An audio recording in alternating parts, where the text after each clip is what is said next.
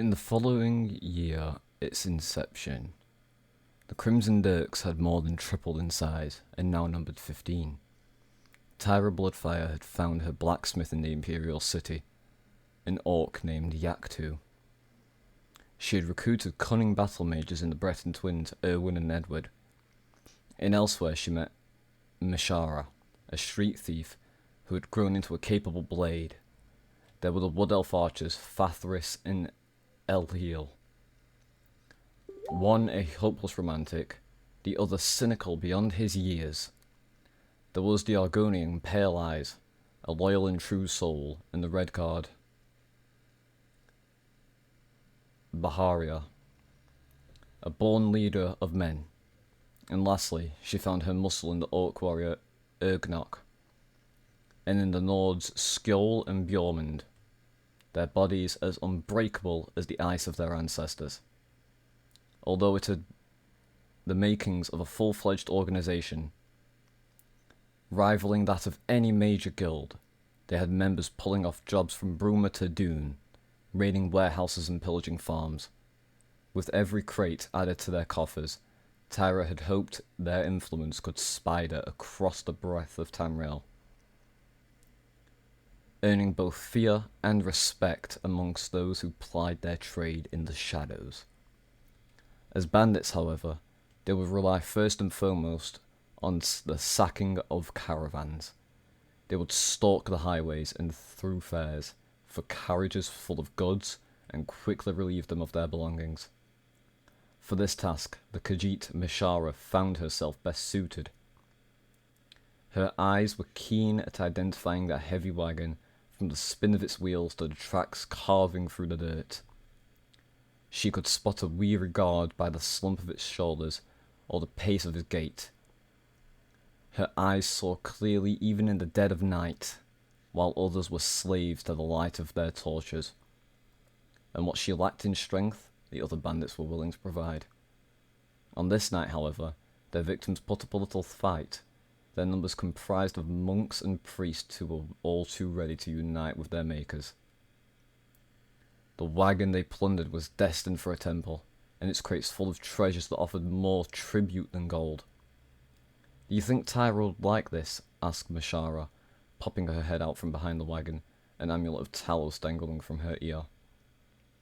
"A bandit has no need for goods or prayer," grumbled Ergnok, wiping the blood from his battle axe. "It's a terrible gift." "Nonsense," countered Bjormund, unloading a crate. "All Nords love Talos, almost as much as they love mead." "Of course you would say that, Frostlicker," snarled Ergnok. "But by Malakoff, Tyra is not like the rest of you idiots.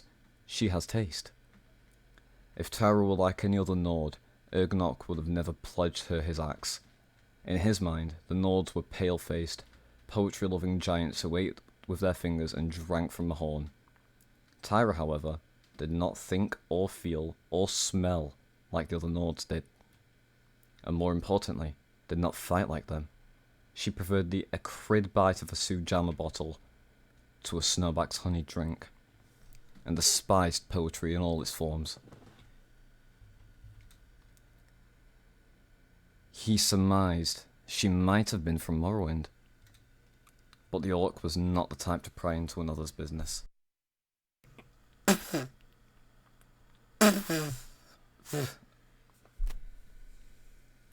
"Oh," said Mishara with a mischievous grin, the amulet swaying as her ears perked up. "And what are you planning to get her, Ergnok?" "What? Why would I get her anything?" the orc replied coldly. "You'll all be dead in a year anyway." Mishara blanched at the words, unsure if the orc was making a joke or speaking prophecy.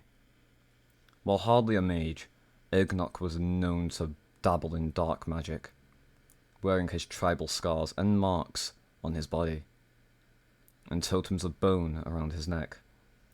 Unlike with the blacksmith Yaktu,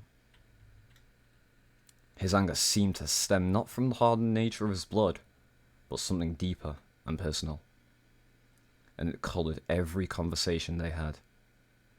The others stewed in silence at his remarks, until the young Bosmer, Fathris, broke the ice. Speaking of which, did you want anything for the holidays, Baharia? He mewed, a rose of blush afflecting his soft brown skin. The Red Guard, in return, paid him little heed as she examined the wagon's horses. If you want to get me a Saturalia gift, said Baharia, pointing at the arrows lodged in the wagon's side, work on your aim. I'll feel better about having you at my back when you can kill more than planks of wood. That is all too well and good, interrupted Mashara. But there is a far more important matter than life and death. For this Khajiit still does not have a suitable present. If it's from the heart, Fathras said, eyes fixated on the Red Guard, the amulet will be good enough. 2 weeks later, on a cold Saturalia night, Tyra Bloodfire awoke to the sound of crackling fire. A note was placed on her private safe, which she opened to find an amulet wrapped in cloth. The Khajiit had snuck into her room earlier, and left a gift and a fire behind, as proof of both her generosity and skill. Tyra was not religious by nature, but as she stood in that warm reddish glow, something about the amulet of Talos resonated with her. Perhaps it was the letter she had received from Palladius that morning, about an encounter with the Thalmor in Dune. In that instance, a thought crept into her mind and soon blossomed into an idea. The following day she beckoned the blacksmith to her chambers, the idea having matured into a plan. I want you to forge me more of these amulets, Tyra said, placing the axe-shaped necklace on the table before her. The blacksmith picked the artifact up and studied its make, thumbing across the intricate patterns grooved into the piece. Unlike other amulets, it was simple yet ornate, its blades casting a neutral tone that neither reflected nor absorbed the surrounding candlelight. This is made with dragon bone and scales, Yakta replied. Hard to come by these days, but a replica should be simple enough. I guess my only question is, why?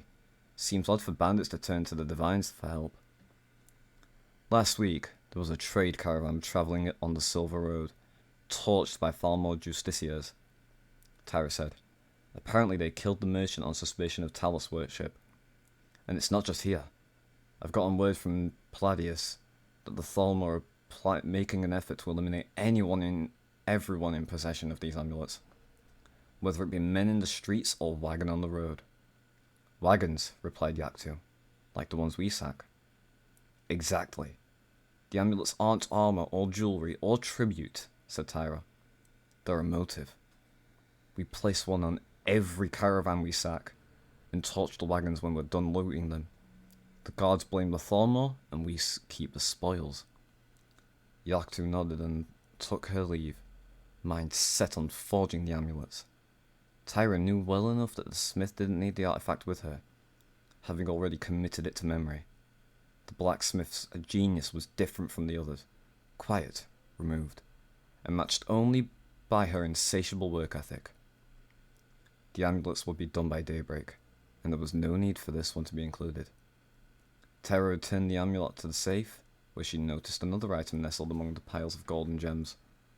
It was the tooth of an orc chief, one typically earned by besting its owner in single combat.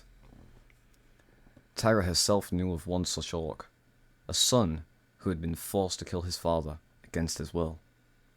Heartbroken, the son wore this tooth as a keepsake around his neck, fearing the day he would have to slay his future children.